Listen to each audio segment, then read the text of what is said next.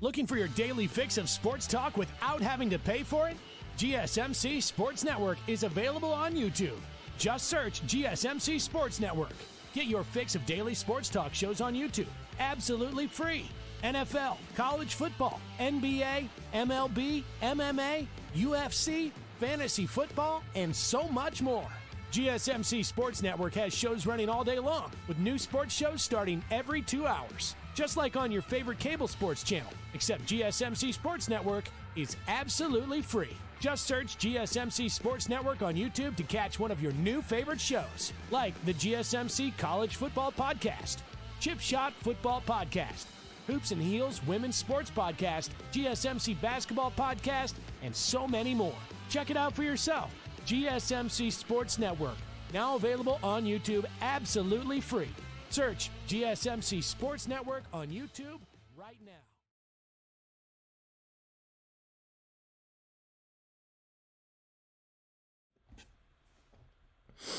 Welcome back to the GSMC Dead Ball Sports Podcast, hosted by GSMC Sports Network. I'm your host, Nolan Jamber. First two segments, talk about the NFL Draft, and then talk about the Cleveland Browns. The quarterback room is one of them. This segment, and for the rest of the show, we're talking about the NBA.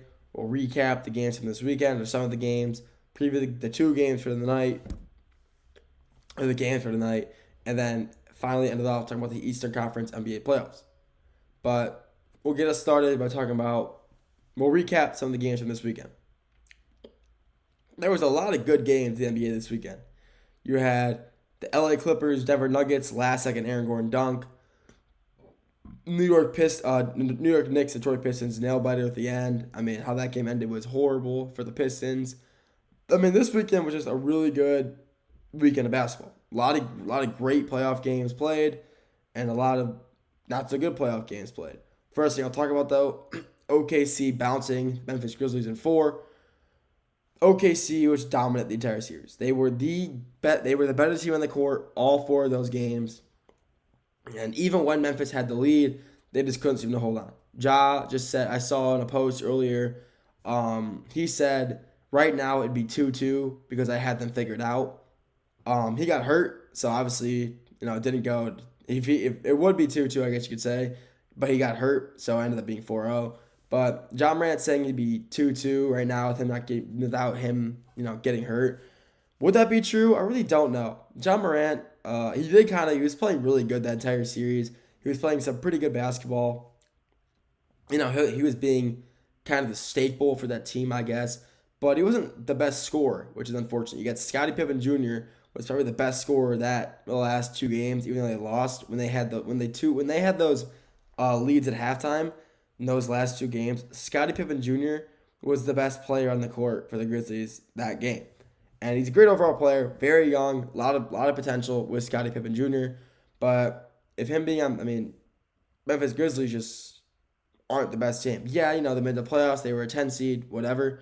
But the 10 seed in the playoffs or the 9 seed, but they just couldn't figure it out. They really couldn't figure it out. And OKC just played better than them all 4 games. First game, they beat them by 50. Second game by 30 or 25. It was never really close. That series, I predicted it to be either a 4-1 win or a 4-0 win, and I was right. Memphis just isn't nearly as good as OKC in any aspect, unfortunately. But Memphis, when you fire your head coach 2 weeks before playoffs, that's gonna happen. When you have an interim head coach stepping up for the playoffs against the best team in the league, you're going to get manhandled. You don't have the right rotations. You have to deal with injury. You got to figure out players to rotate in. It was a bad situation for the Grizzlies, firing their coach at the worst possible time, and the players just not stepping up when needed. And playing the best team in the league is gonna, that's gonna hurt as well.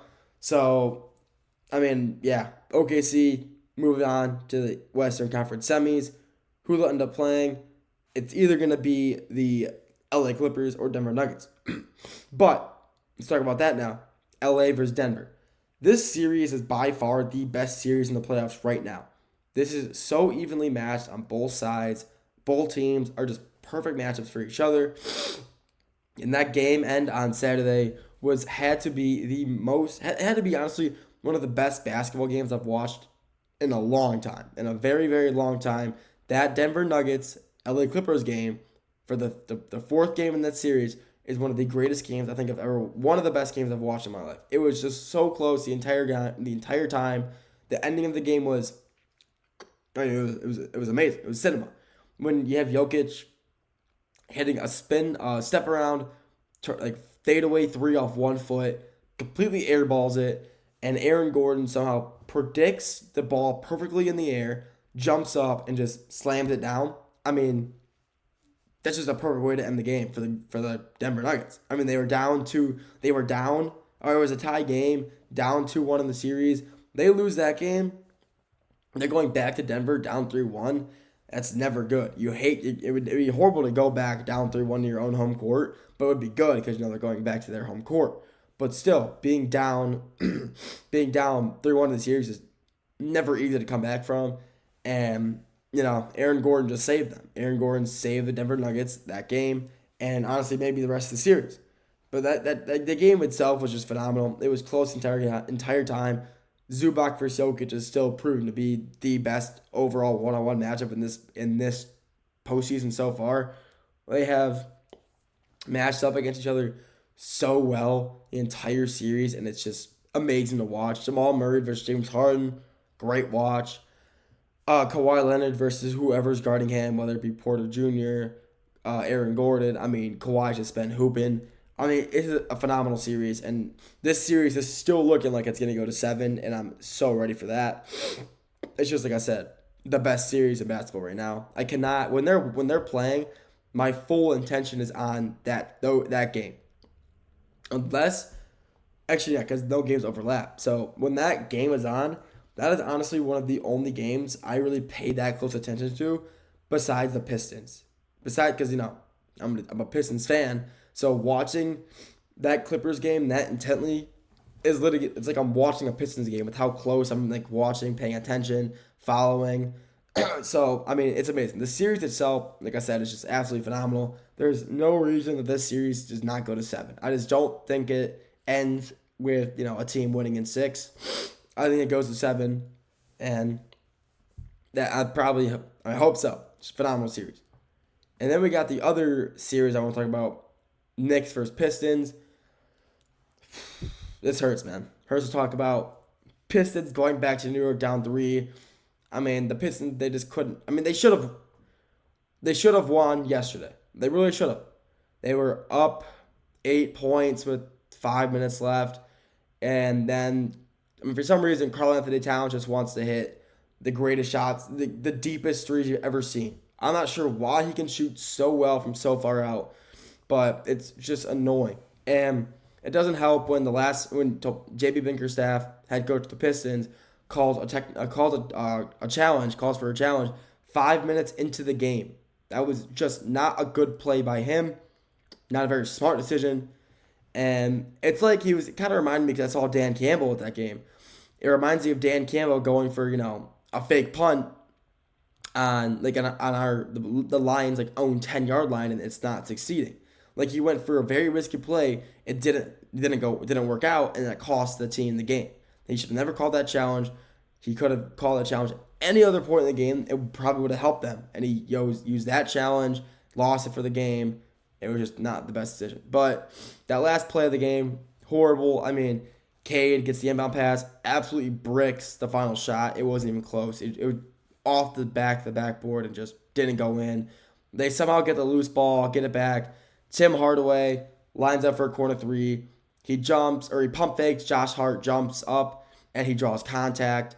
Should have been a 3 shooting free throws. And the ref didn't call it. He was standing right next to him, and he didn't call it, and it was horrible. And after the game, the ref said in the interview after the game, yeah, that was a foul. It was a missed call. And that's horrible. I mean, you cannot be having referees missing calls like that all game. Or not even, they're not calling that at all this series. I don't know. These refs this series are just very questionable. I'm not saying they're favoring either team. I'm just saying these refs are just not very good.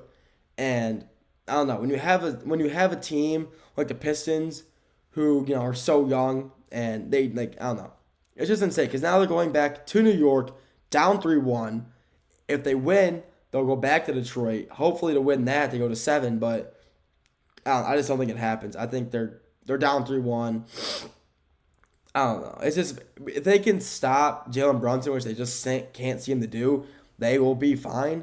But like I said, they just can't stop. And Karl-Anthony Towns, just, if he wants to keep shooting those half-court shots and going, he can't stop that. So, I don't know. This Pistons game was a real heartbreaker for me because I was just devastated to see them lose that game like that. And seeing refs say openly after the game, yeah, it's a missed call, that's on me, and them face no consequence for that is absolutely just insane. They need to start taking these refs accountable for losing these games. I don't know. I'm not sure how they can, but the league needs to step up and figure this out because these refs in all season, in every game, have just been so questionable that they need to figure this out. I'm not sure how they can do it, but great weekend of games overall, and the playoffs have been really stepping up. NBA playoffs are pretty weak last year, and this year they haven't been. So happy for that. That's all I got for this segment. Next segment, sticking with the NBA. Preview the games for tonight. After that, talk about the Eastern Conference playoffs. I'll talk about that for a little bit. We'll get to that after the break.